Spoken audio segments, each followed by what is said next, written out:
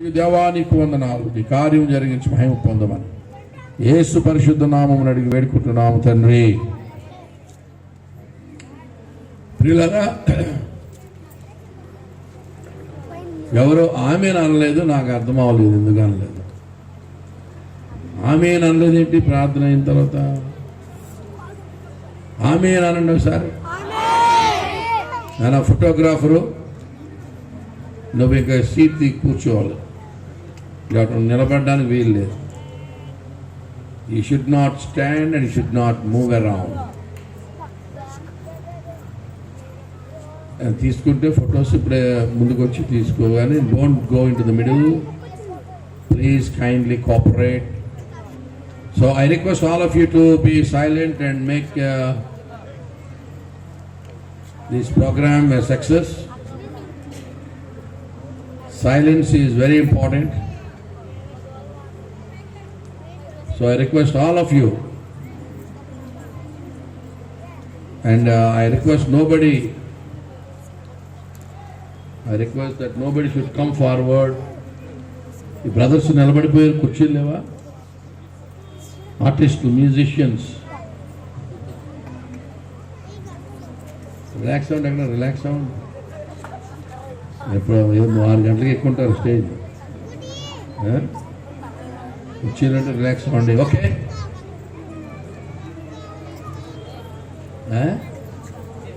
అవునా? నేనేం పాడినానే, నేను పాడితే ఎవరు ఉండరు దయచేసి. నేను పాడితే వాయిందామని చూస్తున్నారేమో. దేవుని బిడ్డలారా, క్రిస్మస్ పండుగ దాని యొక్క విశిష్టత, క్రిస్మస్ పండుగ యొక్క ఆవశ్యకత ప్రత్యేకంగా మన భారతదేశంలో చేసుకోవడం అవసరమా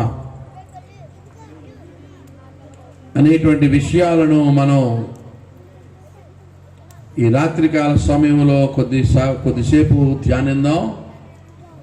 మిమ్మల్ని ఎక్కువసేపు నేను విసిగించను. ప్రియులారా, చాలా పండుగలు లోకంలో జరుగుతూ ఉన్నాయి. కొన్ని పండుగలు గ్రామ స్థాయిలో జరుగుతాయి, కొన్ని పండుగలు అయితే జిల్లా స్థాయిలో జరుగుతాయి, కొన్ని పండుగలు ఏమో రాష్ట్ర స్థాయిలో జరుగుతాయి, కొన్ని పండుగలు అయితే దేశమంతా జరుపుకుంటారు, దేశ స్థాయిలో జరుగుతాయి. ఒక క్రిస్మస్ పండుగ ఒకటి మాత్రమే ప్రపంచ స్థాయిలో జరిగి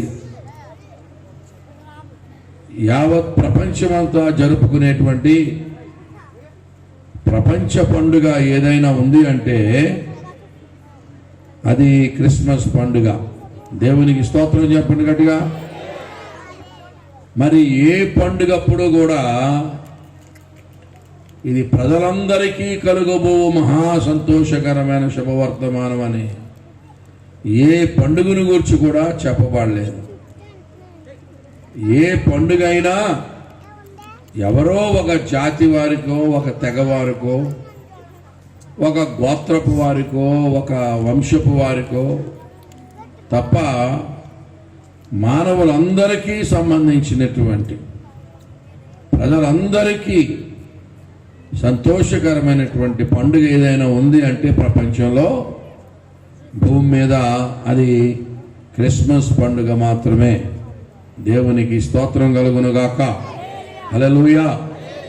కనుక ఈ క్రిస్మస్ పండుగ విశిష్టతలో అదొకటి అన్నమాట. ఇది ప్రపంచ స్థాయి పండుగ. దీనికి జాతి, దేశ, మత, ఖండ ఇక ఏ భేదము లేకుండా యావత్ ప్రపంచము జరుపుకునేటువంటి పండుగ కనుక ఇది చాలా ప్రత్యేకమైందని చెప్పడానికి ఏమీ సందేహం లేదు.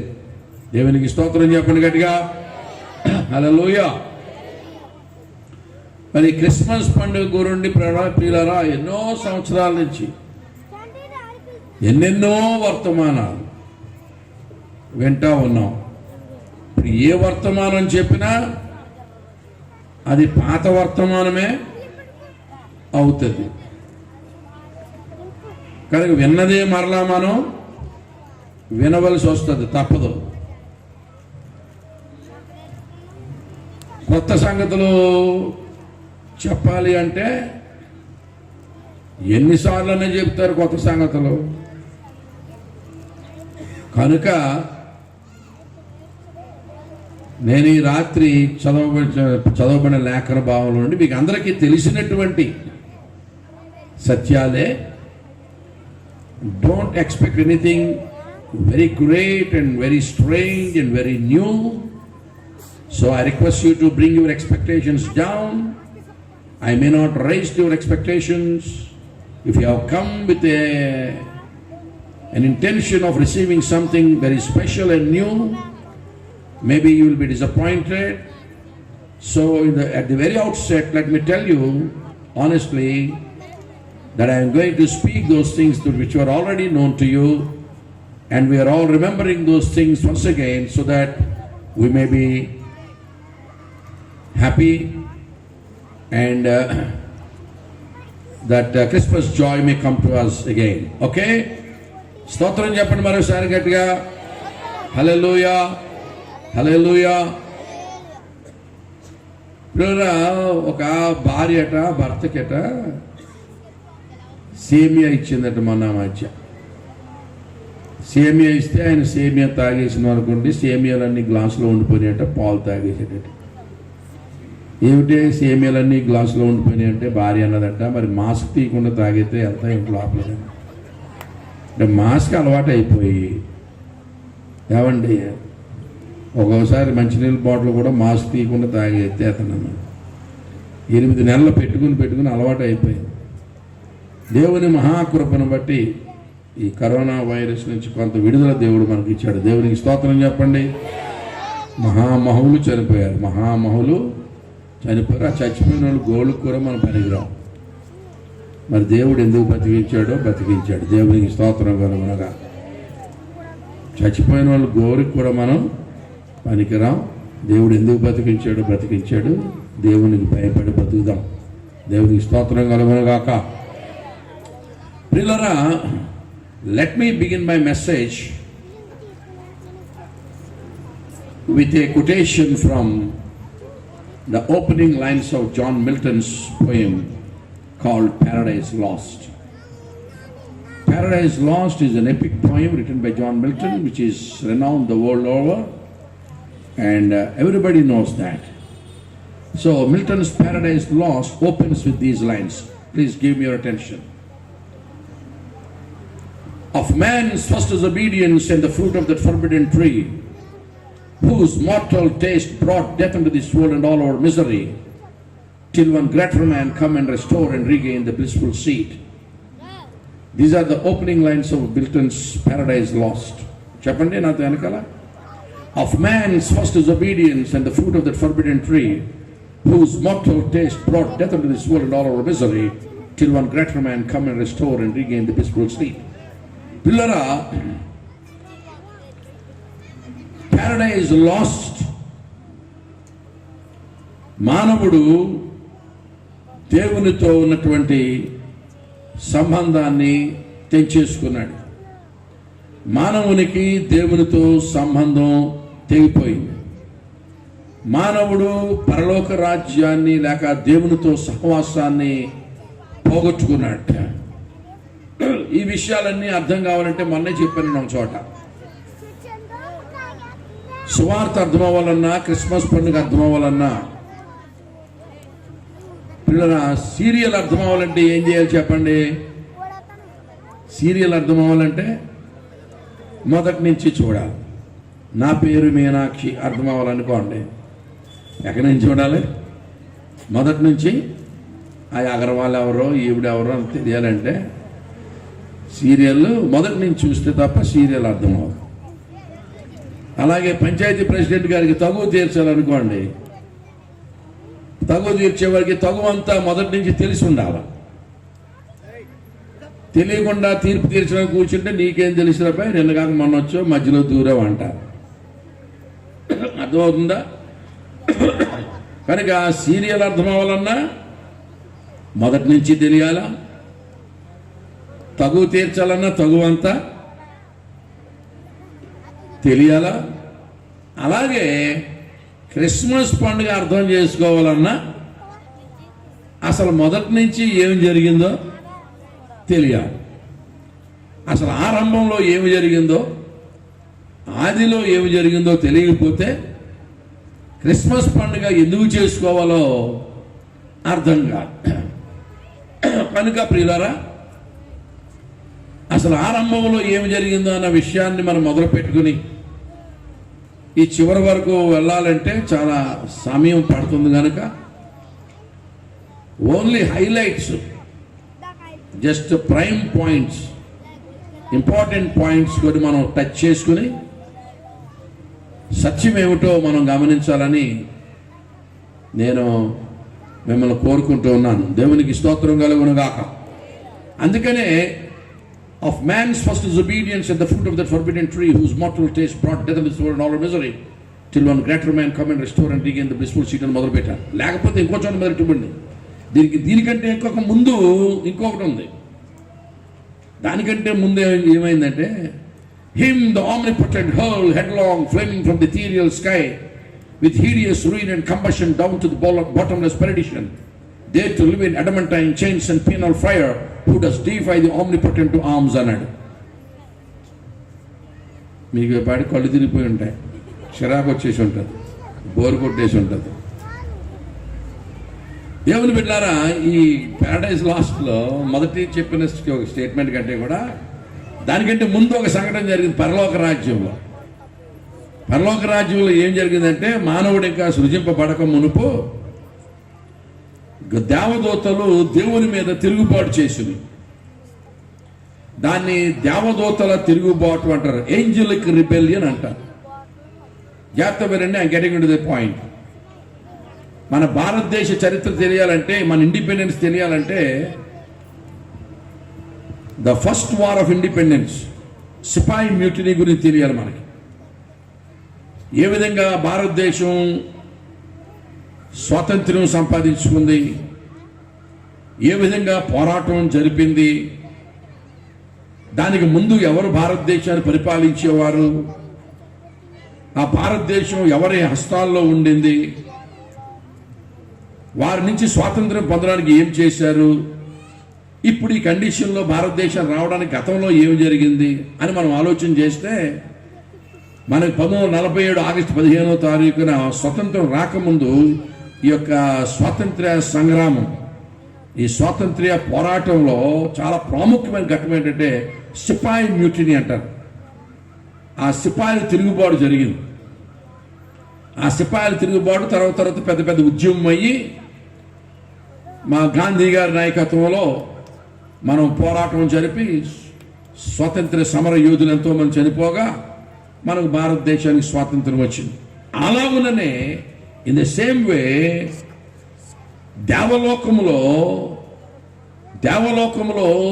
దేవతలు కొంతమంది దేవుని మీద తిరుగుబాటు చేశారు. ఆ దేవతలలో ఒక ప్రధానమైన దూతున్నాడు, పేరు లూసిఫర్.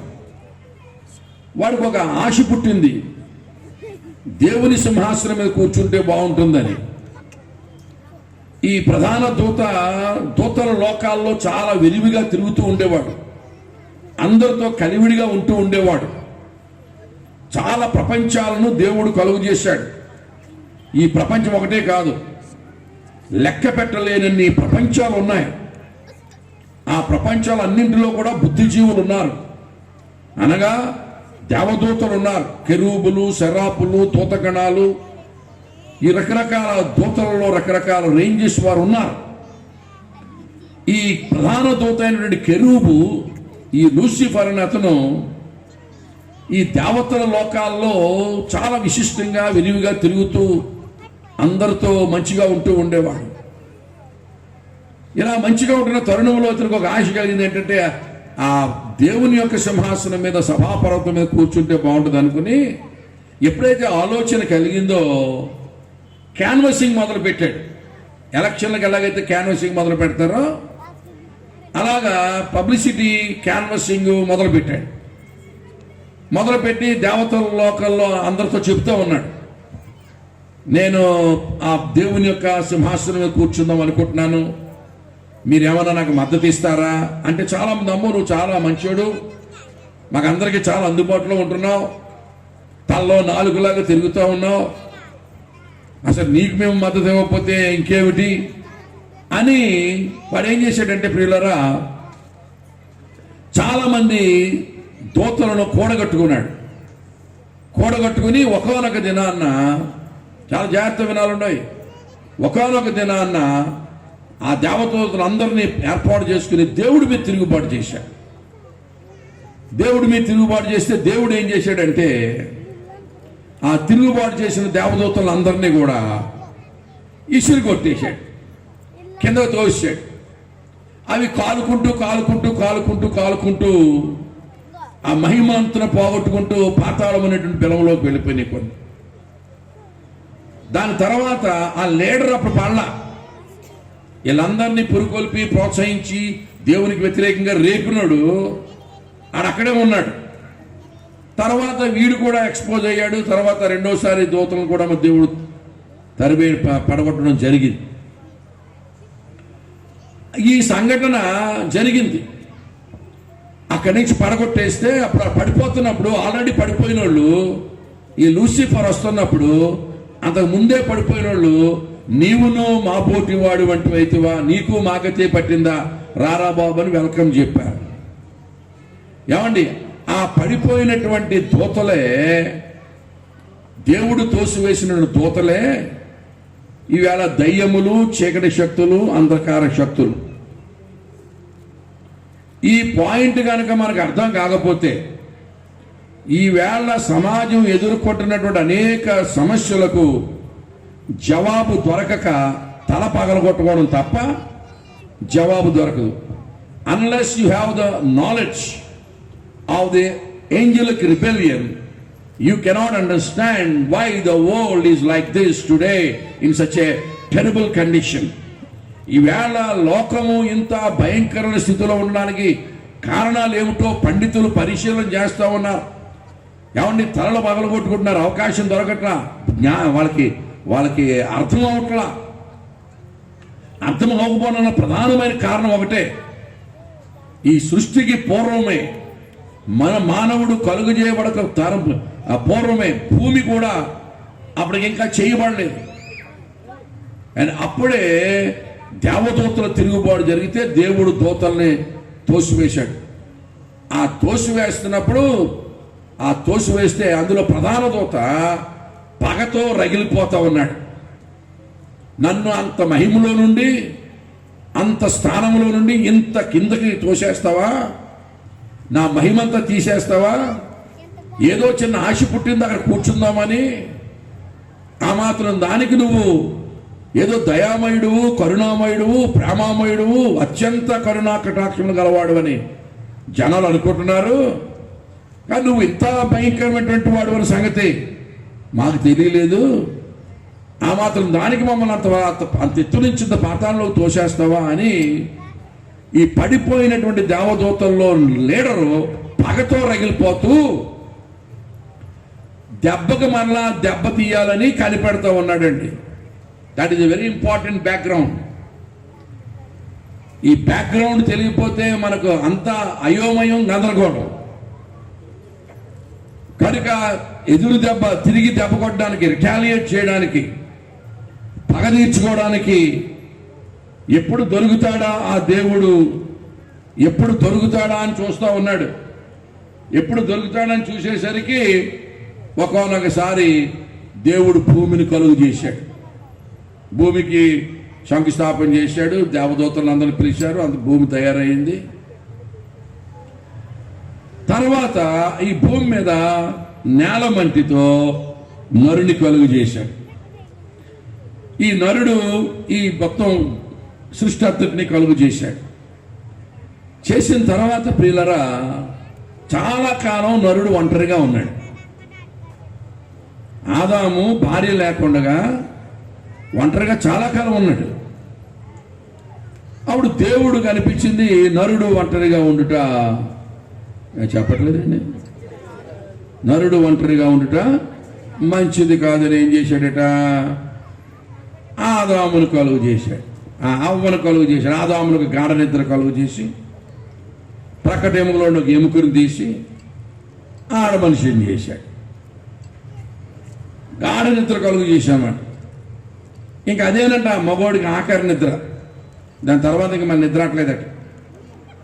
కంటిండ నిద్ర అయింది అప్పుడేనంట. ఎప్పుడైతే ఇప్పుడు తయారయ్యిందో ఇంక ఇప్పుడు బుర్ర తినడం మొదలెట్టి దేవుని పెట్టారు. అప్పుడు దేవుడికి ఆదాము దేవుని దగ్గరికి వెళ్ళినట్టు, దేవా నాకు తోడు తయారు చేయమంటే ఈ టైప్ ఆవిని తయారు చేసేవంటి, ఇప్పుడు కడుపు నిండా మాటలే, రాత్రి తెల్లారి అట్ల నుంచి రాత్రి పడుకునే దాకా ఏదో ఒకటి మాట్లాడుతానంటే తినేస్తుంది బుర్ర అని చెప్పి తీసుకెళ్తే దేవుడు అన్నాడట, ఉంచేసి వెళ్తావా అన్నాడట, అమ్మాయిని దింపేస్తావా అన్నాడట. దిగబెట్టేసి వెళ్ళిపోతానని చెప్పి వద్దు బాబు ఇవిడితో నేను పడలేకపోతానని దింపేసి వెళ్ళిపోయాడు. తోటలోకి వెళ్ళిపోయిన తర్వాత మళ్ళీ వంటరోడు అయిపోయాడు. అయ్యో నాతో ఉండేది, నాతో తినేది, నాతో మాట్లాడేది, ఇప్పుడు ఎవరు మాట్లాడలేదు అని మళ్ళీ 10-15 రోజులకి బోరు కొట్టేసి మళ్ళీ ఎవరి దగ్గరికి వెళ్ళాడంటే దేవుడి దగ్గరికి వెళ్ళాడట. దేవుడు అడిగాడు, నాన్న వచ్చేవే నాయన అన్నాడట. బోరు కొడుతుంది డాడీ అన్నాడట. తీసుకెళ్తావేంటి అమ్మాయిని అన్నాడట. భయం వేస్తుంది అన్నాడట. మరి వెళ్ళిపోతావా అంటే వెళ్ళలేకపోతున్నాను అన్నాడట. మరి తీసుకెళ్తావా అంటే భయం వేస్తుంది అన్నాడట. అప్పుడు దేవుడు అన్నాడట, మీ మగవాళ్ళు గతి అంతేరా, ఆడవాళ్ళు లేకపోయినా ఉండలేరు, ఉన్నా ఉండలేరు, మీ గతి అంతే అన్నాడట. అంటే ఆ మగవాళ్ళకి పెళ్లి చేసుకుంటే ఒక బాధ, చేసుకోకపోతే మాకు పశ్చాత్తాపం తప్పదు. దేవునికి స్తోత్రం కలగడం. చేసుకుంటే చేసుకున్నందుకు పశ్చాత్తాపడాలి, మానేతే మానేసినందుకు పశ్చాత్తాపం. దేనికైనా మగవాళ్ళకి మాత్రం పశ్చాత్తాపం తప్పదని పండితులు చెప్పారు. అయితే ఇంకొక పండితుడు ఏం రాశాడంటే ఇంగ్లీష్ లిటరేచర్లో, ఆడమనిషి దేవుడు మగవాడినైతే మట్టితో చేసాడు కానీ ఆడమనిషిని మాత్రం మట్టితో చేయలేదట. ఆడమనిషినట్ట సృష్టిలో ఉన్న శక్తులన్నీ తీసి ఆవిల్లో పెట్టాడంట. ఏంటంట, పంచభూతాల్లో ఉన్నటువంటి సృష్టిలో ఉన్న శక్తులు, పవర్స్ అన్ని తీసి ఒక స్త్రీలో పెట్టి తయారు చేశాడంట. సూర్యునిలోని తీక్షణత, చంద్రునిలోని ఆర్ద్రత, నిప్పులోని వెచ్చదనం, మంచులోని చల్లదనం, పిల్లిలోని పెరిగిదనం, పులిలోని కరకదనం, కాకి గోల, కోకిల ఏల, నెమల్లో నుంచి నాట్యం, చీమలో నుంచి శ్రమించే గుణం, నక్కలో నుంచి చిత్తులు, ఇవన్నీ తీసి ఎవరిలో పెట్టాట? ఆడమనిషిలో పెట్టాడట. మీరు ఏ ఆడమనిషిని చూడండి భూమి మీద ఇవన్నీ ఉంటాయి. సూర్యుల్లోని తీక్షణత అంటే అర్థం ఏంటి తెలుసా? కంటి చూపుతూ చంపేతామంటారా? ఆ టైపులో చూడటం. ఏమండి, నిప్పులోని వెచ్చదనం, మంచులోని చల్లదనం అంటే ఆడవాళ్ళు చల్లగానే ఉండగలరు, వెచ్చగానే ఉండగలరు. అంటే అర్థం ఏంటంటే మగవాళ్ళు నిద్రపించేయగలరు, ఇంకా నిద్ర లేకుండా వాళ్ళతో పెట్టుకుంటే నిద్ర ఉండదు. ఇంకా ఏమంటే ఒక ఆవిడ సంసోను నిద్రపించేసింది, ఇంకా ఆవిడ ఏలియాకి నిద్ర లేకుండా చేసింది. అంటే నిప్పులోని వెచ్చదనం, మంచులోని చల్లదనం, పిల్లిలోని పిరిగిదనం, పులిలోని కరగదనం. ఆడవాళ్ళు చాలా పిరిగ్గా ఉంటారు, ఏదన్నా భయమే. పిరికిది కదా మనం రెచ్చిపోతే బిగిసిపోద్ది అంతే. ఇంకా బిగిసిపోయి అరిగిందా దిగదు మాంసం, మహాకఠినమైపోతుంది. నిప్పులోని వెచ్చదనం, మంచులోని చల్లదనం, పిల్లిలోని పిరిగిదనం, పులిలోని కరగదనం, కాకి గోల. నలుగురు ఆడవాళ్ళు కలిసారంటే కాకి గోల నా అంటుంటారు. అండ్ కోకిల్లాగా పాడగలరు, నెమల్లాగా నాట్యం ఆడగలరు, చీమలాగా తెల్లారగా అట్లా లేస్తుంది ఆడమనిషి. మళ్ళీ రాత్రి 11 దాకా రోబోట్లాగా తిరుగుతూనే ఉంటుంది. అలా ఆవిడ వాచ్మెన్ అనుకోవాలో లేదా గోర్కవాడు అనుకోవాలో తెలియదు. తిరిగినట్టే ఉంది, నడిచింది నడుతుంటే, తోమినట్టు ఉంటుంది, మడతెట్టినట్టు మొత్తం మీద అలా తిరుగుతూ ఉంటుంది. ఏమండి, మళ్ళీ ఆడవాళ్ళు అబద్ధం ఆడితేనట్టండి నాగార్జున సిమెంట్తో గోడ కట్టినట్టేనండి. ఏదో మగవాళ్ళు ఆడితే ఉట్టి తడికేనండి, దడి రాశాను. నేను చెప్పట్లేదమ్మో, ఈ కవులు రాసిన సంగతి చెప్తున్నాను. ఆడవాళ్ళు అబద్ధం ఆడితే ఎవడో పట్టుకోలేడు. నాగార్జున సిమెంట్తో గోడ కడితే ఎంత స్ట్రాంగ్ ఉంటుందో. మగవాళ్ళు అబద్ధం ఆడితే ఉట్టి దడే, ఆకులతో దేని దడిగట్టినట్టు ఉంటుంది. ఏమండి, ఇలాగున మొత్తం మీద ఆదామవ్వలు తయారు చేసి దేవుడు ఏదైనా తోటలో పెట్టి, తోటలో ఉన్న పళ్ళన్నీ తినండి, తోట మధ్యలో మాత్రం ఒక చెట్టు ఉంది, ఆ చెట్టు ఫలాలు మీరు తినొద్దు, తినుదినమున మీరు నిశ్చయముగా చచ్చిపోతారని చెప్పాడు. అయితే ఈ పగతో రగిలిపోతున్నవాడు ఒకడు ఉన్నాడు కదా, ఎప్పుడు పగ తీర్చుకుందామా, ఎప్పుడు దెబ్బకు దెబ్బ కొడదామా అంత ఎత్తులో నుంచి, అంత మహిమలో నుంచి మమ్మల్ని ఇంత పాతాళ లోకంలోనికి, ఇంత చీకటిలోనికి మమ్మల్ని తోసేస్తావా? నువ్వు నాకు దొరకపోతావా? నీకు నేను దెబ్బ దిగిపోతానా అని కనిపెడుతున్న తరుణంలో దేవుడి సృష్టి చేసి ప్రతి సాయంకాలం చల్లపూట వచ్చేస్తా ఉన్నాడు. ఆదాము ఎంత మహిమలో ఉండేవాడు తెలుసండి? ఆదాము పండు తినకముందట ఆదాము సాక్షాత్తు దేవుణ్ణి చూడగలిగి సహవాసం చేసే మహిమలో ఉండేవాడట. ఆయన వెళ్తుంటేనటండి, ఎఫ్డబ్ల్యూ ప్రోగ్రామ్ అనే భక్తుడు రాశాడు, ఆదాం వెళ్తుంటేనట క్రూర జంతువులు, ఏనుగులు, ఈ పులులు, సింహాలు అతని మహిమకి సాగిలి పడిపోయాట. మన తాత మనందరికీ పితామహుడు, మానవ జాతికి ఆది పురుషుడైనటువంటి ఆదాము ఆ యొక్క మహిమలో నడుస్తూ ఉంటేనటండి క్రూర జంతువులు సాగిలి పడిపోయాట. ఎప్పుడైతే పండు తిన్నాడో ఆ సాగిలి పడినటువంటి జంతువులు తరుగు రావడం మొదలైంది. అంటే ఎప్పుడైతే పాపం చేశాడు ఏమైపోయాడు? లోకమైపోయాడు. దేవుని బిడ్డలారా, ఇలాగ ఇది చూశాడు సాతానుడు. ఓహో, ఇక్కడ ఒక సృష్టి చేసావా? వీళ్ళని చూడకుండా ఉండలేకపోతున్నావా? రోజు పరలోకం విడిచి ఇక్కడికి వచ్చేస్తున్నావా? వీళ్ళంటే నీకు అంత ప్రేమ, అంత ఇష్టమా? పైగా నీ రూపంలో చేసుకున్నావా? మన స్వరూపమందు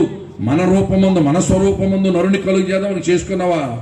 ఇదంతా అబ్జర్వ్ చేస్తున్నాడు. చాలా మంచి రిలేషన్ దేవుడితో మెయింటైన్ చేస్తామంటే దీన్ని ఎలాగునా నాశనం చేయాలా అని ప్రయత్నం చేసి, ఏమండి, ఈ దేవ విరోధమైన శక్తి ఈ లూసిఫర్ గారికి అవ్వమ్మను మోసగించడానికి ఒక మీడియం అవసరమైంది. ఒక మీడియం, ఒక జంతువు కానీ, ఒక పక్షి కానీ, ఏదైనా ఒక మృగం కానీ అవసరమైంది. ఇచ్చేదంటే డైరెక్ట్గా స్పిరిట్ కింద వెళ్తే, సాతాన్ కింద వెళ్ళిపోతే ఆ ప్లాన్ పారదని చెప్పి ఏదైనా ఒక జంతువు కోసం ప్రయత్నం చేస్తుంటే భూజంతువులన్నిటిలో సర్పము చాలా యుక్తిగా ఉందట, చాలా స్మార్ట్గా ఉంది. ఇందులో నేను దూరిపోతే, ఈ సర్పం నేను ఆవహిస్తే, సర్పంలో నేను ప్రవేశించేస్తే నేను అవ్వమ్మను మోసగించడం సాధ్యమవుతుంది అనుకుని ఈ ఆది ఘట సర్పం లేక ఈ దేవ విరోధమైన శక్తి లేక పైనుంచి త్రోసివేయబడినటువంటి ఈ లూసిఫర్ గాడు ఈ యొక్క పాములో దూరిపోయాడండి. ఈ పాములో ప్రవేశించిన తర్వాత సమయం కోసం కనిపెడుతున్నాడు. భార్యాభర్తలు ఇద్దరు కలిసి ఉన్నప్పుడు ఇద్దరు పురుషత కొట్టేస్తారని, ఆడ మనిషి ఒక్కదే దొరికితే నెమ్మదిగా ఏదోలాగా ట్రాప్లో పడేయొచ్చని సమయం కోసం కనిపెడతామని ఎంతకాలం నుంచి కనిపెట్టాడో మనకు తెలియదు ఆ సంగతి. అప్పుడు పాము ఎలా ఉండదంటే భూజంతువులన్నింటిలో యుక్తే కాదు, మహా అందం, రెక్కలతో మంచి మంచి రంగురంగుల రెక్కలతో ఎగురుతూ ఉండేదండి పాము. మరి ఎందుకు వెళ్ళిందో ఒక రోజున మా ఐదారిది అలా ఆయన్ని వదిలేసి అలా బయటికి వెళ్ళిందట అవ్వమ్మ. ఎప్పుడైతే అలా బయటికి వెళ్ళిందో కనిపెడుతున్నాడు కదా, ఎప్పుడు దొరుకుతుందో అంటారు. కానీ వెంటనే అని అనుకున్నాడు, ఇదే మిక్కిలి అనుకూల సమయము, నేడే నాశనకరమైన దినం. This is the appointed time, this is the right time for me. I should not make any delay whatsoever. I have to make the best use of the time. మళ్ళా ఇద్దరు కలిసారంటే నాకు దొరకదు. అవ్వమ్మని ఆ ఒక్కదా ఉన్నప్పుడు రెక్కలతో ఎగిరెళ్ళిపోయి ఎదురుగుండా రాలి స్టార్ట్ చేసింది, ఇది నిజమా అని. దేవునికి స్తోత్రం చెప్పండి. ఏమందండి, ఇది నిజమా అంటే ఈ ఆడవాళ్ళు ఎటువంటి వాళ్ళు అంటే దేవుడికి అబద్ధం చెప్తారు, దెయ్యాన్ని నిజం చెప్పేస్తారు. శారమ్మ నవ్వావా అంటే నేను అక్కడ నవ్వాను నిజం. ఈ సాతాను గాడు ఇది నిజమా అంటే మొత్తం కథ అంతా ఏదైనా పండు తినొద్దు అన్నాడంటే తినొద్దు అన్నాడు. ఎంత పని చేసావు అసలు? ఆ పండు తినబట్టే నాకు మాటలు వచ్చినాయి, నువ్వు పండు తింటే దేవతం అయిపోతావని. దేవుడు తినొద్దు అన్నాడు, ఆయన స్వప్నాథుడు, మీరు ఎలా నమ్మారు? ఆ పండు తినే నాకు మాటలు వచ్చినాను. కానీ ఇప్పుడు వెంటనే తినేలేదు అట్లండి, వెంటనే తినేలేదు కానీ అనుకుందట దేవుడు పండు తినొద్దని కానీ చూడొద్దు అన్నాడు. అంటే చెట్టు దగ్గరికి వెళ్ళిందండి. చెట్టు దగ్గరికి వెళ్ళిన వరకు చూపు నాకు ఎలా ఉన్నాయి, రమ్మి పైన కనపడతా అనుకుందట. దేవుడు తినొద్దు అన్నాడు కానీ కొయ్యొద్దు అన్నాడు. ఏంటంటే కోసిందట. కోసి అలా పట్టుకుని చూస్తూ ఉంటే అనుకుందట దేవుడు తినొద్దు అన్నాడు కానీ వాసన చూడొద్దు అన్నాడు. ఏంటంటే ముక్కు దగ్గర పెట్టుకుందట. అలాగే దేవుని ఆజ్ఞ భయం ఉంటుంది కదా. ఒకసారి పెట్టిన అనుకుంటే మరి ఏం కమ్మన వాసన వచ్చినాయో అనుకుందట. దేవుడు తినొద్దన్నాడు కానీ కొరకొద్దన్నాడు. ఏంటి ఊసేద్దామని అని కొరికిందట. తిందామని కొరకలేదట. అసలు వగరా లేకపోతే పులుప స్వీట ఏంటి ఎలా ఉంటుందో ఊసేద్దామని కొరికిందట. కొరికిన వరకు అనుకుందంట. ఇంక అలాగా కొరకనే కొరకం కదా, ఏమవుతాం లేదని మింగేసిందండి. మింగేసిన వరకు అనుకుందండి. అలాగా చిన్న ఇంత తిన్నా ఒకటే, పండంత తిన్నా ఒకటే కదా అని మొత్తం మీద లాగించేసిందండి గుర్తు. అప్పటికి కరెక్ట్గా అవ్వమ్మ గారికి 100 సంవత్సరాల వయసు ఏంటండి. ఎంత? 100. ఈ 100 సంవత్సరాల వయసులో మనకులాగా ఏది తలపండిపోవడం, మూడుగులు లాగేయడం ఏం లేదు. ఇంకొకలాగా దేవుడు చేసినప్పుడు ఎలా ఉందో అలాగే ఉంది. చాలా ఆరోగ్యంగా, ఏమాత్రం మార్పు లేదు. అయితే ఈ 100 సంవత్సరంలో ఎప్పుడూ లేనటువంటి ఒక అనుభవం కలిగింది ఆవిడకి. ఏమిటంటే తినగానే కొంచెం కడుపులో తిప్పినట్టు, వాంతి వచ్చినట్టు అనిపించింది. ఇదేంటి 100 సంవత్సరాలు ఇంతవరకు నాకు ఎప్పుడు కడుపు నొప్పి అంటే తెలియదు, వాంతులు అంటే తెలియదు, ఈ పండు తిన్నాక ఎలాగైపోతుందండి, ఇదే కాబోలు తిని తినమని నిశ్చయముగా చచ్చిపోతామని దేవుడు చెప్పాడు. అయితే నా రోజులు దగ్గరికి వచ్చేసిన అనమాట, అయిపోయిందనమాట. నేను ఎలాగా చచ్చిపోతాను కదా, మా ఆయన ఎందుకు బతకాలని వస్తా 4 పళ్ళు కట్టుకొచ్చిందంటే వీడికి. తోటలో జరిగిన గొడవ ఇది. అప్పుడు ఆదాం అడుగుతున్నాడు, విషయం ఎక్కడికి వెళ్ళావే, ఇందాక నుంచి వెతుకుతున్నాను, ఎక్కడికి వెళ్ళా కనపడం ఏంటంటే అన్నది. ఎక్కడికి లేదండి, ఇక్కడికి వెళ్ళండి, ఇక్కడ చెప్పట్లేదండి.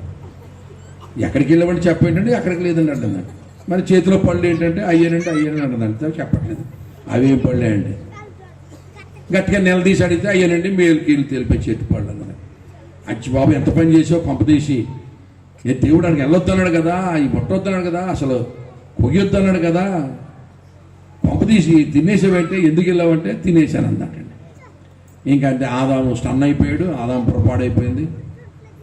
ఇక ఆదాము మొదలుపెట్టాడంట, దేవుని ఆజ్ఞను మీరిపోయావు, నువ్వు ఎంత పని చేసావు, మనకి నాశనం తెచ్చిపెట్టేశావు, ఇంకా తింటే చచ్చిపోతావు అని చెప్పాడు కదా, నువ్వు చచ్చిపోతావు, ఇంకా అయిపోయింది నీ పని అంటే. ఇప్పుడు ఆపం అన్నదట, నీ చత్తే ఇంకో దాన్ని చేసుకుందాం అనుకుంటున్నావా అన్నది. ఆడవాళ్ళు అలాగంటారు, వాళ్ళకు ఒక కృపావరం ఉంటుంది. ఇటువంటి కృపావరంలే, నేను చచ్చిపోతే ఇంకో దాన్ని చేసుకుందామంట. ఆదామనంట, ఏం మాట్లాడుతున్నావు, పండు తినకలా పిచ్చెక్కిపోయి పెట్టినవా, నువ్వు చచ్చిపోతే ఇంకో దాన్ని చేసుకుని ఇంకెవుతుందో భూమి మీద ఉన్నవాళ్ళు నువ్వు నేనే కదా, ఏంటి ఇలా మాట్లాడుతున్నావు ఏంటంటే అన్నదట.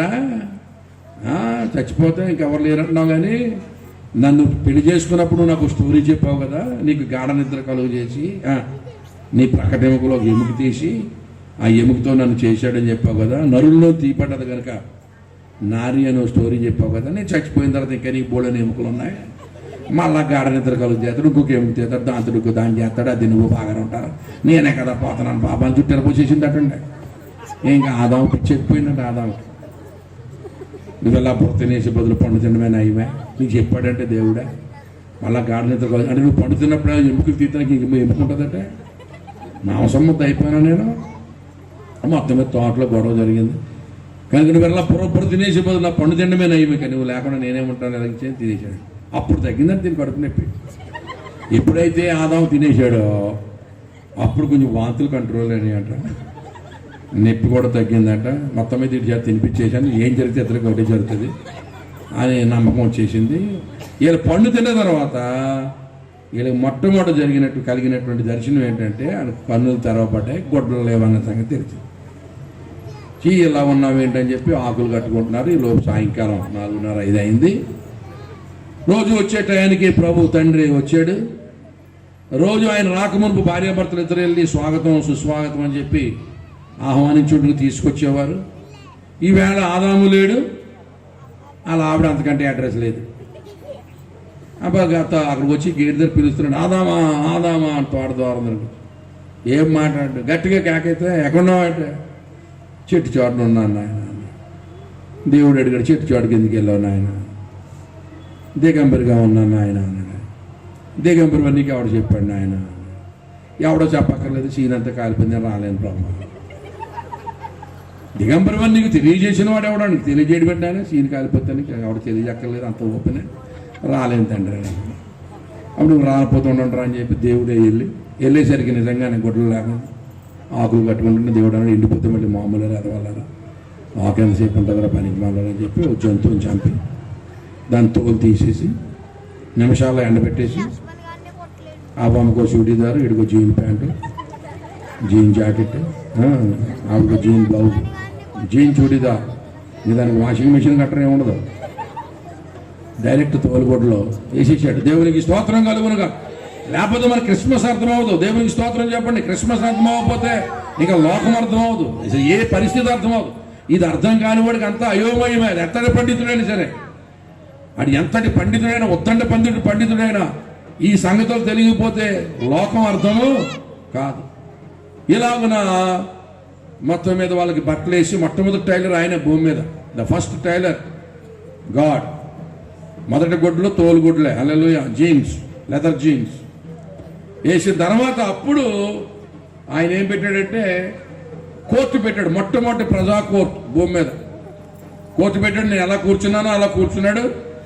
ఆదాముని పిలిచాడు, అవ్వని పిలిచాడు, ఈ పాము గడిని కూడా పిలిచాడు. ఈ ముగ్గురు వచ్చిన తర్వాత మొదటి ముద్దాయి కింద ఆదాముని ఏర్పాటు చేశాడు. ఆదామా నేను తినొద్దన్న పండు ఎందుకు తిన్నావు అన్నాడు. అప్పుడు ఆదాము వీడి మీద తోసాడు, ఎవరి మీదకి, అవ్వమ్మ మీద తోసి. అవ్వమ్మ అడిగాడు, అవ్వమ్మ నేను తినొద్దన్న పండు ఎందుకు తిన్నావంటే, నేను కదా తండ్రి పాంగడి తింటే దేవత అయిపోతాను, పాంగడి మీద తోసి. అప్పుడు పాంగడిని అడిగాడు దేవుడు, ఎరా పాంగా ఎందుకు అలా చేసావు అంటే, నేనే చేశాను, సేవ స్టార్ట్ చేశాను, మినిస్ట్రీ మొదటి ఆత్మలో వెళ్ళే మినిస్ట్రీ ప్రారంభించాను కొత్తగా. నా మినిస్ట్రీ ఏంటంటే నువ్వు చేసింది అలా నాశనం చేయడమే నా మినిస్ట్రీ. కనుక కొత్త ఆత్మలు వచ్చినాయి, ఇప్పుడే నూతనంగా బాప్తిసం ఇద్దాం అనుకుంటున్నాను, నువ్వేమైనా సంతకాలు పెడతావేంటి అని ఆడు ఒప్పుకున్నాడు ఎవడ. అప్పుడు దేవుడు శాపనాకారాలు పెట్టాడు, ముగ్గురిని శాపించాడు, ఆ రెక్కలు తీసేశాడు. నువ్వు మొట్టమొదటి శాపం ఎవరు పెట్టాడంటే ఆదాము అవ్వల్లో ఈ పాముకు మొట్టమొదటి పెట్టాడు. నువ్వు ఆదాము అవ్వలను మోసగించావు కనుక, ఆదాము అవ్వలను మోసగించావు కనుక, ఇది నా ప్రసంగం కాదు సుమా, ఉపోద్ఘాతం చెప్తున్నా మీకు, ఇంట్రొడక్షన్. ఆదాము అవ్వలను మోసగించావు కనుక నీ సోకర్త తీసేస్తున్నాను, నీ రెక్కలు పీకేస్తున్నాను అన్నాడు. పొట్టతో పాకుతావు అన్నాడు, మట్టి తింటావు అన్నాడు, అప్పుడు మట్టిలో ఉన్న కప్పలు తింటావు అన్నాడు. అప్పటి నుంచి ఇప్పుడు దాకా పాము పొట్టతోటే పాకుతుంది, మట్టే తింటుంది, మట్టిలో ఉన్న కప్పలు తింటుంది. ఈ సత్యం మన దేశానికి తెలియక, మన కొంప ముంచింది పాము అన్న సంగతి తెలియక దాన్ని నాగులు చవితి రోజు దానికి పాలు గుడ్లు వేస్తున్నారు. కొంప ముంచింది ఎవరండి చెప్పరండి? మన దేశానికి తెలియలేదు, మన స్టోరీ చెప్పలేదు, మనం కథనాన్ని చెప్పరా, దేవుడు నమ్ముకో అంటున్నాం. కానీ ఈ పాము మన కొంప ముంచిందన్న సంగతి మన ఊరోళ్ళకే తెలియదు. పాము పొట్టదో ఎందుకు పాకుతుందో కూడా మన ఊరోళ్ళకి తెలియలేదు. ఎందుకు మన ఊరిలో మనం ఎవరికి చెప్పరా? పాము పొట్టతో పాకడానికి గల కారణం ఏంటంటే దేవుని యొక్క శాపం. దేవుని శాపం రావడానికి కారణం ఏంటంటే ఆదాము అవ్వలను మోసగించి దేవుడు తినొద్దన్న పండు వారి చేత తినిపించింది కనుక దేవుడు కోపం వచ్చి శాపించాడు అన్నటువంటి సత్యం చాలా ప్రబలాలండి. ఎవరికి ఈ సత్యం తెలియకుండా ఉండకూడదు. కనుక పాము పొట్టతో పాకుతూ ఉంది ఇప్పుడు వరకు కూడా. దాని తర్వాత దాన్ని శపించిన తర్వాత ఆదాముని శపించాడు. ఆదామా, నీకు నా మాట కంటే మీ ఆవిడ మాట ఎక్కువైపోయి, ప్రేమ ఎక్కువ కారిపోయి, నేను తినొద్దన్న పండు తిన్నాక నీ రెక్కలు మొక్కలు అయిపోతావు, నీ డొక్క నిండదని మా మగవాళ్ళకి ఎట్లవుతుంది, మా మగవాళ్ళకి పెట్టాడు. మీరు చెమటలేకపోతారు అన్నాడు. అంతే, you're going to live by the sweat of your brow అన్నాడు. నువ్వు చెమటలో వచ్చి బతుకుతావు అన్నాడు. కానీ ఇప్పుడు మీకు అందరికీ తెలుస్తూనే ఉంది, మగవాళ్ళు మిమ్మల్ని పెంచలేక ఎన్ని చెమటలు ఎక్కేస్తున్నారు. కొంతమంది అయితే తట్టుకోలేక సాధుల్లో పోతున్నారు. ఎంత తెచ్చినా ఇంకా తేరా నరుడా, తేరా బక్వాడా, తేరా నరుడా అంటే మీకు దండమే తల్లి నేను ఉండలే అని కొంతమంది సాధుల్లో పోతున్నారండి. ఎంతో వేల మంది పోతున్నారు. ఏమండి మగవాడు పెట్టిన తర్వాత ఆడ మనిషి దగ్గరికి వచ్చాడు, అవ్వమ్మ దగ్గర. ఆ మొత్తం ఈ సీన్ అంతటికి నువ్వేనే మెయిన్ హీరోయిన్, మొత్తం చెడగొట్టిందాను, మొత్తం కథ అంతా నాశనం చేసిందని నువ్వే అని చెప్పి ఆవిడకి పెట్టాడు. నువ్వు డెలివరీలో చస్తావో బతుకుతావో నాకు తెలీదు, నీ నొప్పులు ఇంతంతా కాదు, నువ్వు మెల్లి తిరిగేతావు, సత్య చావచ్చు, బతికితే బతకొచ్చు అని పెట్టేశాడు. దేవునికి స్తోత్రం కలగడం. ఆ నొప్పులు ఎలా ఉంటాయి కన్నా వాళ్ళని అడిగితే ఇంటర్వ్యూ చేస్తే చక్కగా చెప్తారు. మా చర్చిలో ఒక అమ్మాయి డెలివరీ అవ్వలేక ఘోష ఆసుపత్రులు వేశారు. అదో 7 శాతం నాకు అవరెట్టారు, అయ్యగారిని రమ్మని ఫోన్ చేసి. నేనేం చేయను ఆ డెలివరీ నొప్పులకి. నేను వెళ్ళిసరి నడుమే చేసుకుని అంటుంది, పరిశుద్ధుడా, ఎంత ఘోరమా పరిశుద్ధుడా, తట్టుకోలేకపోతాను పరిశుద్ధుడా అంటుంది. మరి పండుతున్నప్పుడు లేదా పరిశుద్ధుడా అన్నాను నేను. నిజం, నడుమి చెయ్యేసుకుని ఇంత ఘోరమా పరిశుద్ధుడా, తట్టుకోలేకపోతాను పరిశుద్ధుడా, అనుకోలేదు పరిశుద్ధుడా అన్నాను. మరి పండు తిన్నప్పుడు లేదా పరిశుద్ధుడా అన్నాను. రాపిల్ల అది తోటలో పెట్టాడు దేవుడు, ఎవడు తీయలేడే అని ప్రార్థన చేసి వచ్చేసాను. దేవునికి స్తోత్రం కలగదు. ఆ నొప్పులు అంత భయంకరంగా ఉంటాయి. ఏమండి అప్పుడు వాళ్ళని ఏం చేశాడంటే వాళ్ళిద్దరినీ కూడా తోటలో నుంచి ఖాళీ చేయించేసి అక్కడ ఒక దూతని కావలి పెట్టాడు. మళ్ళీ లోపలికి వస్తారో కత్తించుకుని వేసారని చెప్పి వాచ్మ్యాన్ పెట్టాడు. బయటకు ఆదాము అవ్వలు బయటకు వచ్చేసి కాపురం చేసుకుని పోతున్నారు. అవ్వమ్మ గర్భవతి అయింది, కొడుకుని కన్నది. ఆడే నేరాలు ఘోరాలు చూస్తూనే ఉన్నాడు. టీవీ 9 అంటాడే, వాళ్ళందరికీ పితామహుడాడు. మనడు అది మన జాతి, మన తాలూకా స్టోరీ మనం తీయలే. దేవునికి స్తోత్రం చెప్పండి. మానవ జాతి స్టోరీ తెలియకుండా మతాలు నడిపిస్తున్న మనుషులు ఉన్నారు. జాగ్రత్త సుమా. మానవుని యొక్క పుట్టు పూర్వోత్తరాలు వాడు వ్యుత్పత్తి తెలియకుండా మహా మాటలు చెబుతూ పెద్ద పెద్ద పాండిత్యం వలకబోస్తున్న వారు ఉన్నారు. జాగ్రత్త సుమా. ఆది సంగతులు ఎవరికి చెప్పకుండా అసలు మా దేవుడు సృష్టిని ఎలా చేశాడు, ఏమండి మానవుడు ఎలా తయారయ్యాడు, ఆడమనిషి ఎక్కడి నుంచి వచ్చింది, ఈ పాపం ఎలా ప్రవేశించింది, మరణం ఎందుకు సంభవిస్తుంది, ఈ లోకంలోకి జాతులన్నీ ఎలా వచ్చినాయి, ఈ భూమి మీద ఉన్నటువంటి భాషలన్నీ ఎక్కడి నుంచి వచ్చినాయి, ఈ భూఖండం అంతా కూడా దేశాలుగా ఎప్పుడు విభాగింపబడింది, అసలు మనిషి ఇంత దౌర్భాగ్యుడు ఎలాగయ్యాడు, దేవుడు తయారు చేయడమే ఇంత దరిద్రుని తయారు చేశాడా, తర్వాత ఇటు దరిద్రుడిగా తయారయ్యాడా, ఈ సంగతులేమీ ముట్టుకోకుండా ఆత్మ పరమాత్మ ప్రేతాత్మ దురాత్మ ఏమండి అని సోది కబుర్లు చెప్తారు. వెనకండి. దేవునికి స్తోత్రం కలుగునగా. ఆది సంగతులు చాలా ప్రాముఖ్యం. మనిషి ఎలా పుట్టాడన్న దానికి మనవాళ్ళు అన్నారు, బ్రహ్మతల్లో నుంచి బేపనోడు, భుజాల్లో నుంచేమో క్షత్రియులు, కడుపులో నుంచేమో కౌంటోడు, ఏమండి పాదాల్లో నుంచేమో శూద్రులు వచ్చారు. భూమి మీద మనుషులు ఎలా వచ్చారన్న ప్రశ్నకి సమాధానం ఏమండి తలలో నుంచేమో ఎంత హాస్యాస్పదమైన పెద్ద జోక్ కదండి, ఎంత ఘోరమైన జోక్ అండి అది. బ్రహ్మతల్లోంచి బేపనోళ్ళు, భుజాల్లో నుంచి క్షత్రియులు, కడుపులో నుండి కౌంటోళ్ళు, పాదాల్లో నుంచి శూద్రులు. శూద్రులు అంటే ఎవరు? ఈ ముగ్గురు కానోళ్ళు అన్నమాట. జనరల్ భోగి సాధారణ భోగి ఉంటుంది కదా, ఈ జనరల్ భోగి బ్యాచ్ అనమాట. అందుకని ఒక ఆయన ఏంటంటే మరి అమెరికా వాళ్ళు, ఆస్ట్రేలియా వాళ్ళు, జపాన్ వాళ్ళు, పాకిస్తాన్ వాళ్ళు, చైనా వాళ్ళు, చీపుగా చైనా వాళ్ళు వీళ్ళందరూ ఎక్కడి నుంచి వచ్చారు? సంకలం నుంచి వచ్చారని అడిగాడు. మేడం మిమ్మల్ని మిగిలినంతా సంకలం నుంచి వచ్చారటండి కదా. అది దేవుని బిడ్డలారా, ఈవేళ దేశం ఎంత భయంకరంగా ఉంది. ఎన్ని రూల్స్ పెట్టినా, ఎన్ని చట్టాలు చేసినా, ఏమండి ఎన్ని కఠినమైనటువంటి చట్టాలు చేసినా మానభంగాలు ఆగట్లేదు. ఏం చేయాలని తలల పగలు కొట్టుకుంటారు. ఇచ్చేదంటే అసలు ఏం జరిగిందో మన వాళ్ళకి తెలియలా. ఆరంభం ఇది. ఏంజలిక్ రిబెలియన్ జరిగింది, దేవదూతల తిరుగుబాటు జరిగింది. ఆ తిరుగుబాటులో వాడు పగబట్టినటువంటి వాడు ఆదాము అవ్వల్ని మోసగించి దేవునికి దెబ్బ కొట్టడానికి ట్రై చేశాడు. ఆదాము మహిమలో ఉండేవాడు. అప్పటి నుంచి ఆ మహిమ పోయింది. మనిషిలోనికి హరిషట్ వర్గాలు వచ్చేసి పండు తిన్నవాత హరిషట్ వర్గాలు జయించాలని చెప్పేవాడే తప్ప అసలు ఎక్కడి నుంచి వచ్చినాయో చెప్పట్లా. కనుక ఇటువంటి సిద్ధాంతాల కాలం చెల్లిపోతా ఉంది. దేవునికి స్తోత్రం చెప్పండి. ఎన్నో ఉద్గ్రంథాలు రాసేశారు, పాండిత్యం రాసేశారు, ప్రబంధ కావ్యాలు రాసేశారు. ఏమండి మహా కవులు దిగిపోయారు. కానీ ఎవరి వల్ల కూడా సత్యం మాత్రం బయలుపడలా. ఏ పాండిత్యం చదివినా, ఎన్ని గ్రంథాలు చదివినా కనీసం ఒక పాపి పుణ్యాత్ముడిగా మారడు. కనీసం సిగరెట్ కూడా మానడు. ఏమంటే మీ గ్రంథం చదివి నేను సిగరెట్ మానేసాను మారుమనసు పొందాను అన్నవాడు ఒక్కడు ఉండడు. దేవుని బిడ్డలారా, అందుకనే పాపిపై పుణ్య ప్రభావంబు చూప నలవి కాని గొప్ప పాండిత్యము కన్నా దైవాత్మ తోడబలుకు నత్తి మాటలే సుత్తి దెబ్బ బోలి గొప్ప శక్తి చూపు అని రాజు. నత్తి మాటలే ఆత్మతో మాట్లాడితే అవతల ఎలా మొత్తుకుంటాయండి? సుత్తి దెబ్బ తోలుతాయి. దేవునికి స్తోత్రం కనుగొన. కానీ ఏదైనా చెబితే సబబు ఉండాలి. ఆరంభం నుంచి చెప్పుకోవాలి కథ అంతా. ఇది మానవ జాతి యొక్క కథ. దేవునికి స్తోత్రం కలుగునుగా. ఇలాగున చెడిపోయినటువంటి మానవులు ఎంతవరకు చెడిపోయారంటే జాగ్రత్త వినండి. ఈ పడిపోయినటువంటి దేవదూత ఏం చేశాడంటే అప్పుడప్పుడు పరలోకం వెళ్తూ ఉండేవాడు.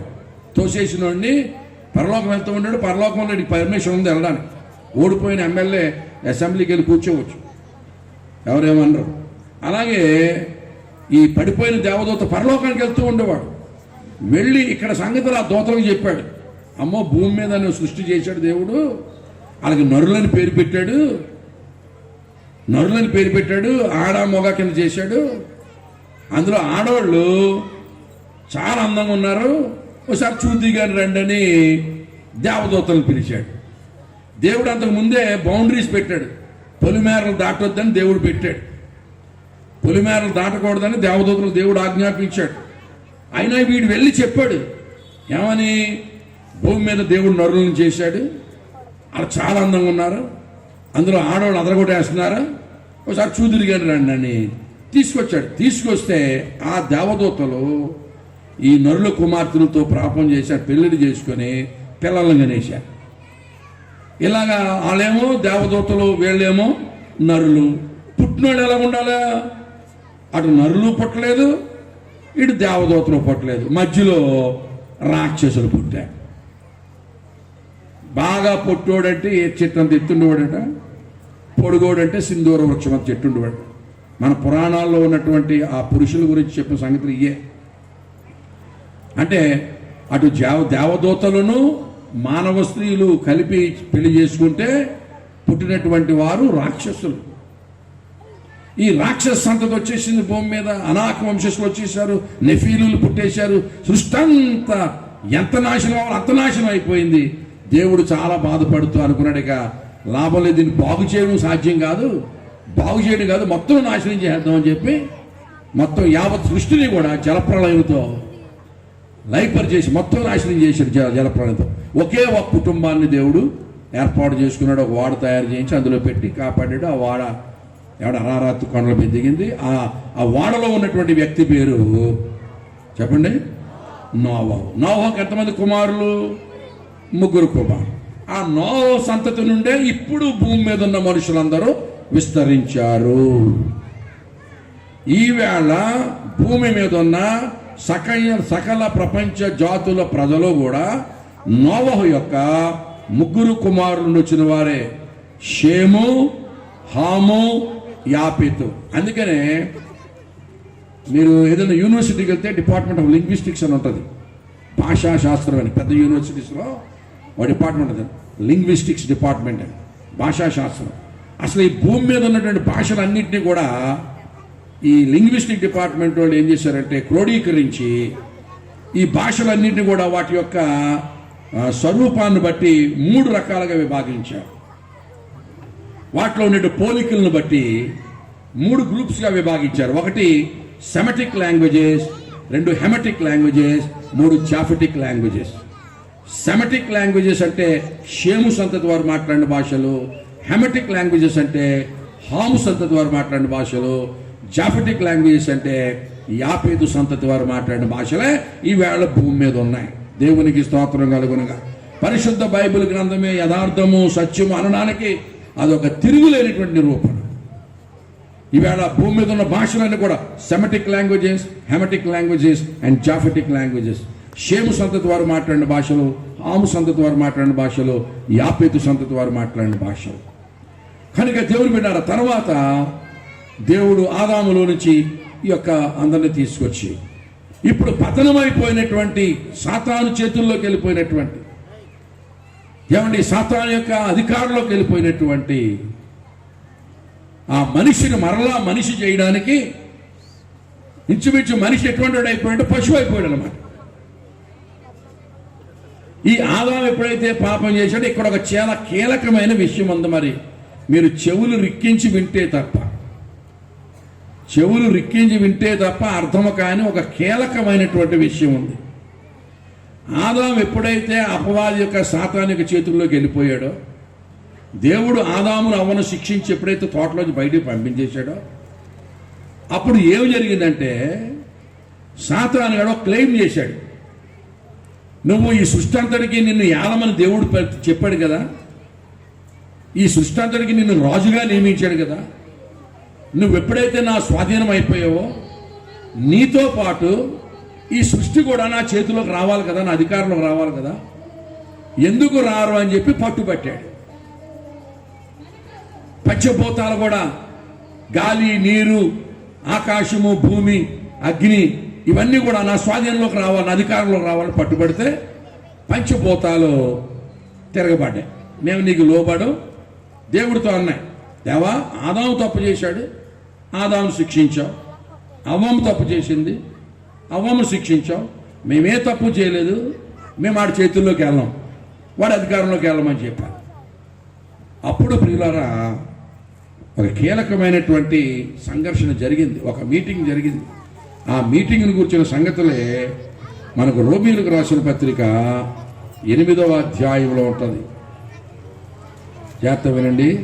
రోమీయులకు రాసిన పత్రిక 8వ అధ్యాయం 19వ చదువుతున్నటువంటి, దేవుని కుమారుల ప్రత్యక్షత కొరకు సృష్టి మిగుల ఆశతో తేరి చూచుచు కనిపెట్టుచున్నది. ఎలయనగా సృష్టి నాశనమునకు లోనైన దాస్యములో నుండి విడిపింపబడి దేవుని పిల్లలు పొందబో మహిమ గల స్వాతంత్ర్యము పొందుదను నిరీక్షణ గలదై స్వేచ్ఛగా కాక, చాలా ఇంపార్టెంట్ వర్డ్, స్వేచ్ఛగా కాక దానిని లోపరిచిన వారి మూలముగా వ్యర్థపరచబడెను. స్వేచ్ఛగా కాక దానిని లోపరిచిన వాని మూలముగా వ్యర్థపరచబడెను. దేవుని బిడ్డలారా, ఈ పంచభూతాలు అపవాదికి లోబడాలని వాడు డిమాండ్ చేస్తున్నప్పుడు అవి స్వేచ్ఛగా, వాలంటరీగా లోబడలేదట. అప్పుడు ఈ సృష్టికర్త అయినటువంటి ప్రభువైన అయిన యేసుక్రీస్తు ఈ పంచభూతాలతో సంప్రదింపులు జరిపి, మీరు నా మాట వినండి, కొద్ది కాలం మీరు వీడికి అధికారం కిందకి వెళ్ళండి, లోబడండి, నేను మీకు ఒక ప్యాకేజ్ డిక్లేర్ చేస్తున్నాను, మీకు ఒక మేలు చేస్తాను, నేను చెప్పిన మాట వినండి అని దేవుడు ఈ పంచభూతాలను ఒప్పించాడు. ఏమండి, పంచభూతాలతో సంప్రదింపులు జరిపి పంచభూతాలను ఒప్పించే కెపాసిటీ ఉన్నటువంటి వాడు ఎవడన్నా ఉన్నాడా? ఎవరన్నా సృష్టిలో ఎవరన్నా ఉన్నారండి? యేసు తప్ప. పంచభూతాలని, సకల సృష్టిని ఆయనే కలుగు చేశాడు కనుక ఆయనకే ఆ కెపాసిటీ ఉంది. ఆయన సంప్రదింపులు జరిపి ఆ పంచభూతాలను ఒప్పింపజేసి, మీరు లోబడునండి, నేను మీకు ఒక ప్యాకేజ్ డిక్లేర్ చేస్తాను, మేము ఒక సమయంలో మిమ్మల్ని జ్ఞాపకం చేసుకుంటాను, ఒక బేలు చేస్తాను. ఏంటంటే అది ఒకానొక కాలఘట్టములో, జాగ్రత్త వినాలరా, ఒకానొక కాలఘట్టములో నేను దైవ కుమారులను సిద్ధపరచబోతూ ఉన్నాను. భూమి మీద దైవ కుమారులు ప్రత్యక్షమవుతారు, భూమి మీద దైవ కుమారులు తయారవుతారు. ఈ కాలం ఇలా నడుస్తున్న సమయంలో ఒక కాలఘట్టం వచ్చేసరికి ఒక పని చేయబోతున్నాను. నేనే మనుజావతారుడుగా వెళ్ళి భూమధ్యపురములో మానవులందరి కొరకు కూడా నేను ప్రాయశ్చిత్తం జరిగించి ఒక సువార్తను ప్రారంభించి, ఈ సువార్త ద్వారా 12 మంది శిష్యులను నేను తయారు చేసుకుని వారికి సువార్తను అప్పగించి ఆ సత్య సువార్త భూమి అంతటా ప్రకటింపజేస్తాను. అప్పుడు వారు వాక్యం మూలముగా, ఆత్మ మూలముగా, నీటి మూలముగా తిరిగి జన్మిస్తారు. వాళ్ళు దైవ కుమారులు. ఆ దైవ కుమారుల ప్రత్యక్షత పూర్తయిన తర్వాత నేను క్రొత్త ఆకాశమును క్రొత్త భూమిని మిమ్మల్ని న్యూ చేస్తాను. మీరు అంతవరకు లోబడి ఉండండి అని చెప్పి సృష్టిని లోపరిచాడు దేవుడు. అందుకని ఇప్పుడు సృష్టి ఏమండి ప్రసవ వేదన పడుతూ ఉందట. డెలివరీ టైంలో ఆడవాళ్ళకి నొప్పులతో పోల్చాలంటే ప్రసవ వేదనే హైయెస్ట్. ఈ సృష్టి ఇప్పుడు మూలుగుతూ ఉంది అని బైబిల్ చెబుతుంది, దేవోక్తులు చెబుతున్నాయి, లేఖనాలు చెబుతున్నాయి. సృష్టి కూడా దాస్యంలో ఉంది, చాలా పెయిన్లో ఉంది, విపరీతమైన బాధలో ఉంది.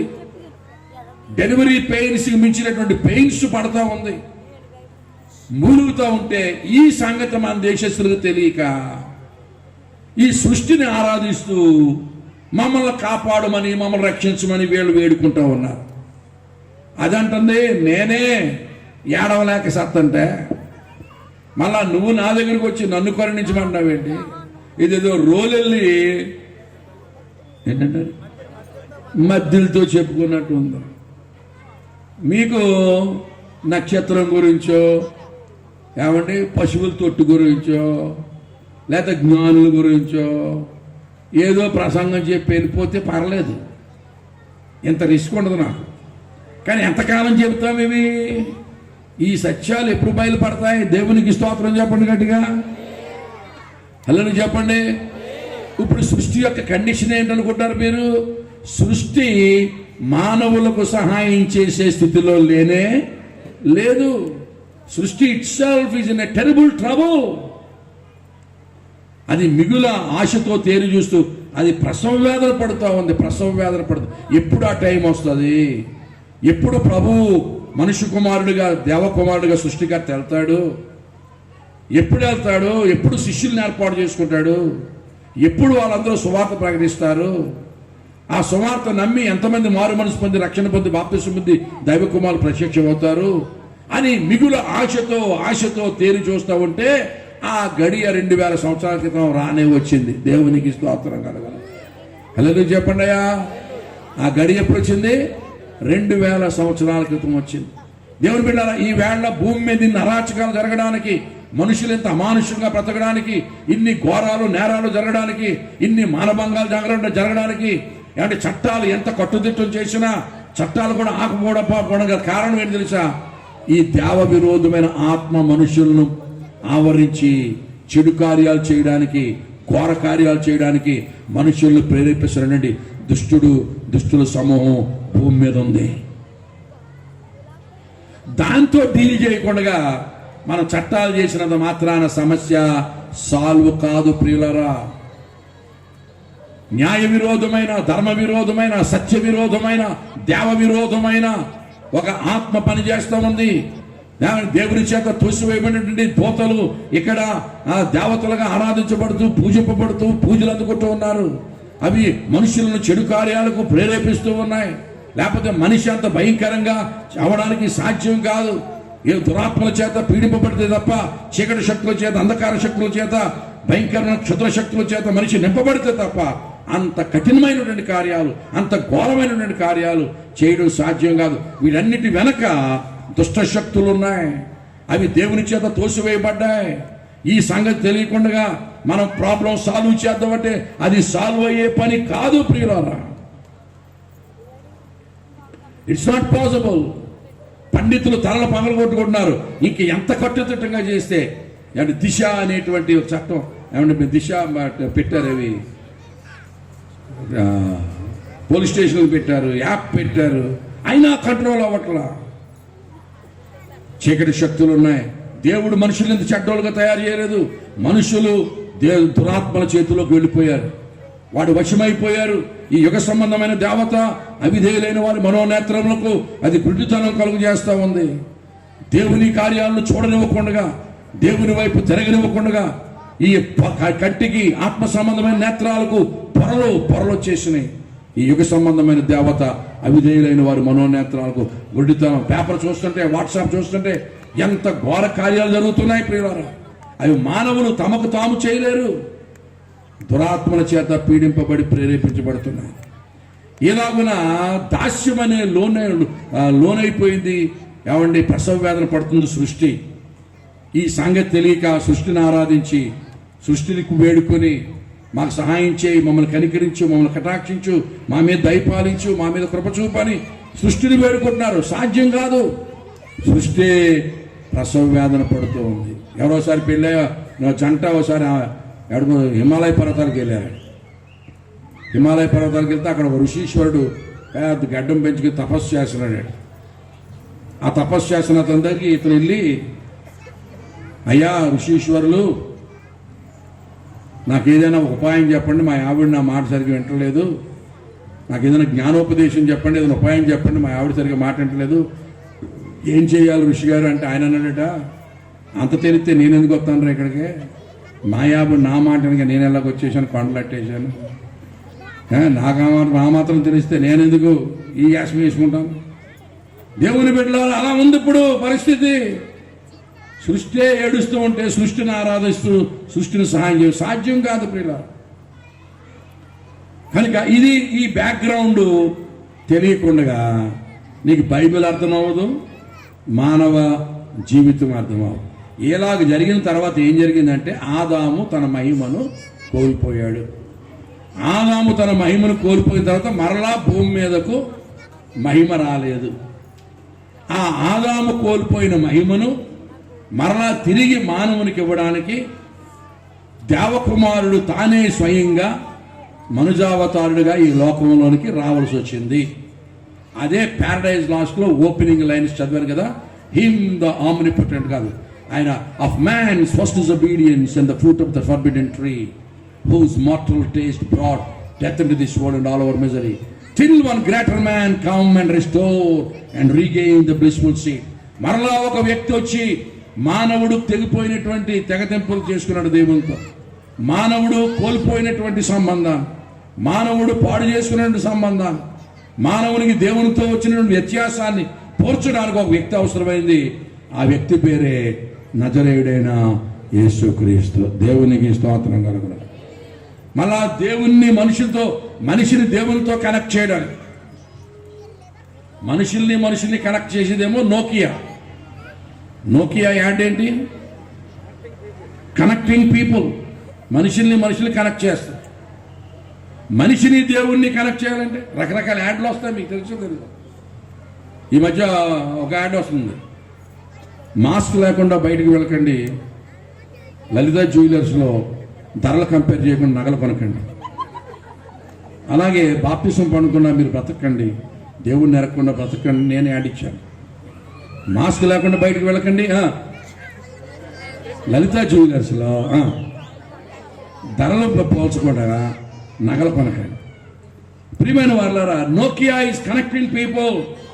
మనోళ్ళు ఏమన్నారంటే భగవంతునికి భక్తునికి అనుసంధానమైనది అంబికా దర్బార్ బత్ అనేది.